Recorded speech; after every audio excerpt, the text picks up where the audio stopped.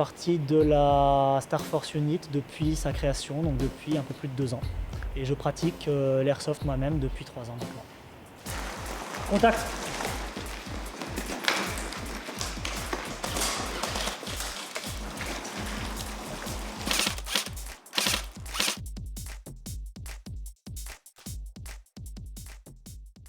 Avant, je pratiquais le paintball, mais je n'étais pas satisfait en fait vraiment du réalisme. Et donc du coup là, j'ai découvert l'airsoft un peu après, et j'ai vraiment adhéré immédiatement au réalisme, le réalisme des tenues, le réalisme des répliques, et du coup le réalisme des parties, le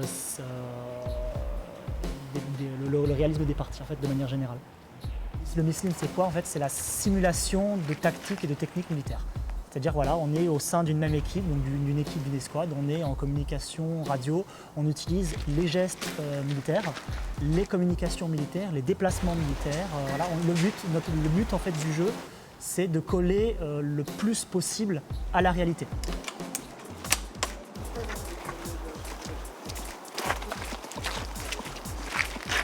Les 2 seules règles obligatoires, c'est donc déjà d'être majeur, parce que la vente de répliques est interdite aux mineurs, et même la pratique. Et le port de lunettes de protection est obligatoire. Il y a vraiment de tous les milieux sociaux, il y a du simple employé au grand patron. Et on se retrouve sur une pratique, un sport commun, une pratique commune. Et majoritairement masculin, parce que là du coup on est entre guillemets de grands gamins, littéralement on joue à la guéguerre. Alors exudoir au stress, au train quotidien, etc. oui. Défouloir pour libérer sa colère, non. Voilà, donc tout dépend de quel sens on prend de défouloir. C'est une activité sportive intense. Parce que c'est le principe du réalisme, c'est un équipement qui colle justement le plus à la simulation militaire possible, ce qu'on appelle du coup le MISLIM. Et donc du coup c'est des parties qui peuvent durer jusqu'à 5, 6, 7 heures dans une journée. Et à la fin de la journée, on sent vraiment un effort physique plus intense que lorsqu'on pratique du foot, du hand, du volley, n'importe quel autre sport. Donc un exudoir au stress, oui. Parce que justement, on court, on rampe, c'est quelque chose de très vivant, très convivial.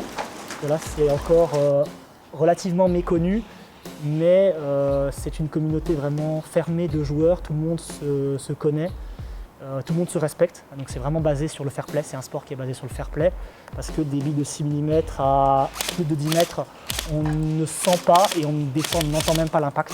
Donc, du coup, c'est réservé vraiment, c'est le joueur qui se fait toucher, qui se déclare lui-même out. Voilà, personne n'est tué. Quand on est out, c'est-à-dire quand on est touché par une bille, on est déclaré out. En fonction du scénario, on revient en fonction d'un temps donné ou en fonction du scénario. Mais personne ne meurt.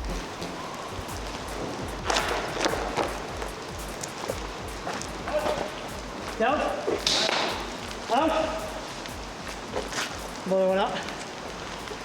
J'ai senti une bille sur l'impact là. Mon collègue peut peut-être pas le savoir, mais je me déclare out, je suis fair play.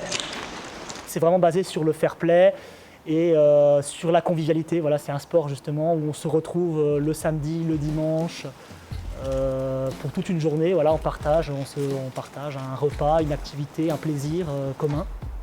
Et c'est quelque chose de superbe.